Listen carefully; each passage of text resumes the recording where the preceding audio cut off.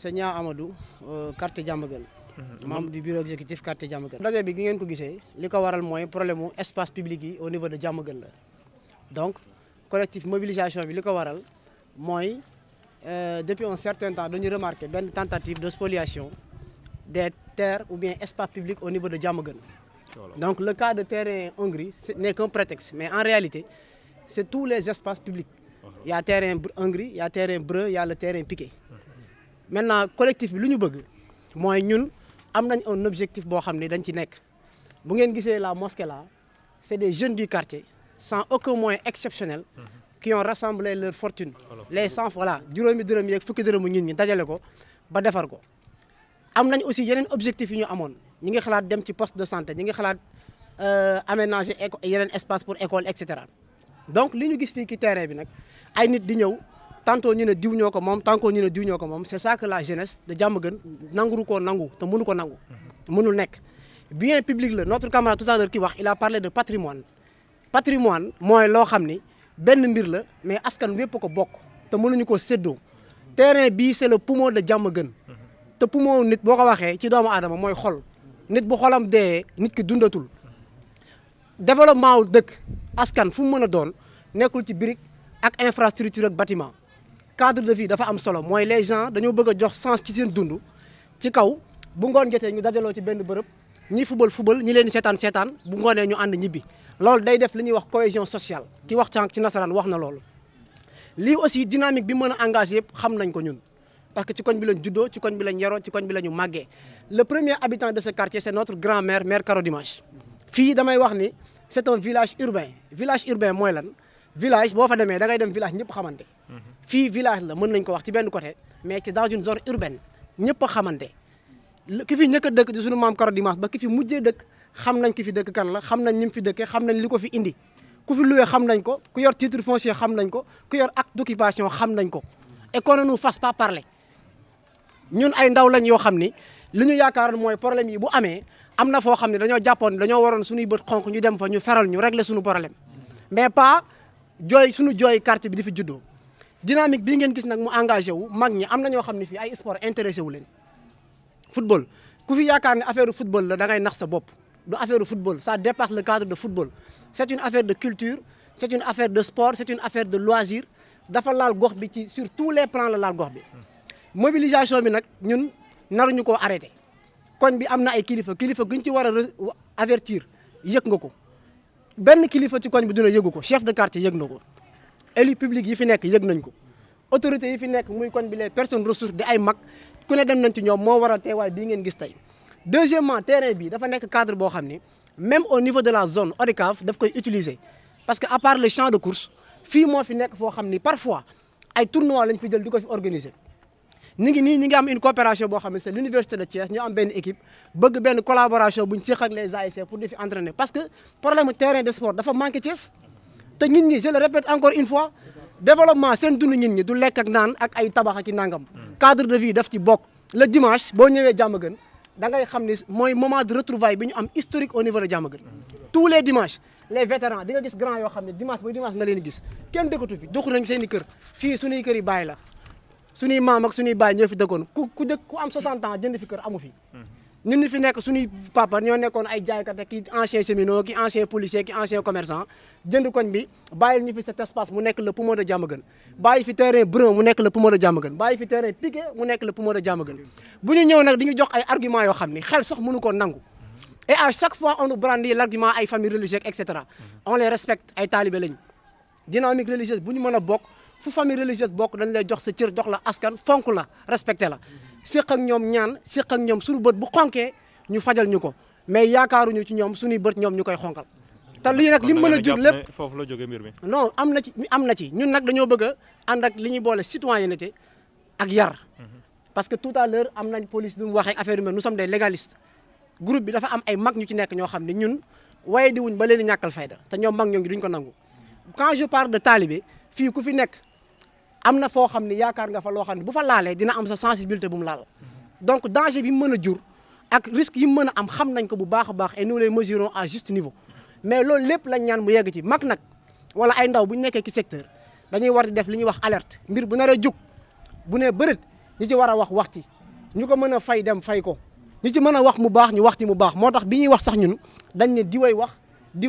li nekk ci xolu ñun ni kenn mënu koo laal am na fi ñoo xam ne ñëw nañ fi tey man toog naa 5 ans ci koñ bi gisuma leen wala boo leen mësaan romb grand ça va ñoo la booy ça va mais problème bi dañ ko yëg spontanément kenn woo fi téléphone kenn ku ko yëg da ngay déplacé wu ñëw parce que c'est une injustice nañu bàyyi di fowee yoo xam ni mën na dériver indi problème yoo xam ni après toute la communauté sera perdante. ñun la jeunesse de Diamaguène et camp de Thiaroye de Diamaguène ñi fi nekk xam nañ ni je parle du Diamaguène grand D waxuma ay ASC X ak ASC Y Diamaguène gi ñu bokk laa wax ñun dañu am ay urgence yoo xam ni bien public la fii ñi fi nekk ku fi amul diplôme jàng nga xam nga àdduna ku fi jàngul tukki nga kenn xam nañ lu baax xam nañ lu bon bien public soxla nañ ko ci quartier bi un cadre de dispensaire boo xam ne on va l'exiger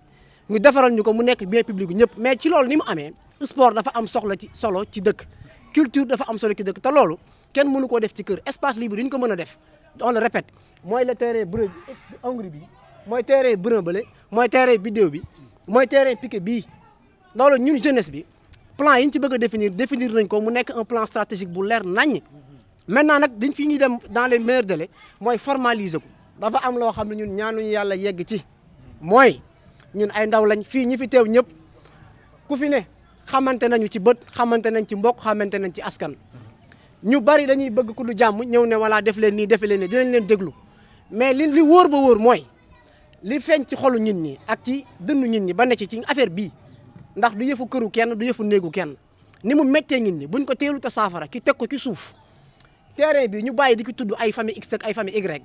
dama ni patrimoine la tudd patrimoine ci wolof mooy mbir moo xam ni day nekk mendes lëf comme ni ko wolof di waxee mais ñëpp bokk ko waaye léegi lu ñëpp bokk nu ñu koy def lu ñëpp bokk lan moo ciy xel ay sénégalais lañ ñun ñëpp xam nañ sociologie xam nañ culture nañ wax li ñëpp bokk li ñu koy def li ñëpp bokk li ñu koy def mooy ñëpp a koy jariñoo. man la Abdoulaye Gassama dëkk fii ASC Diamaguène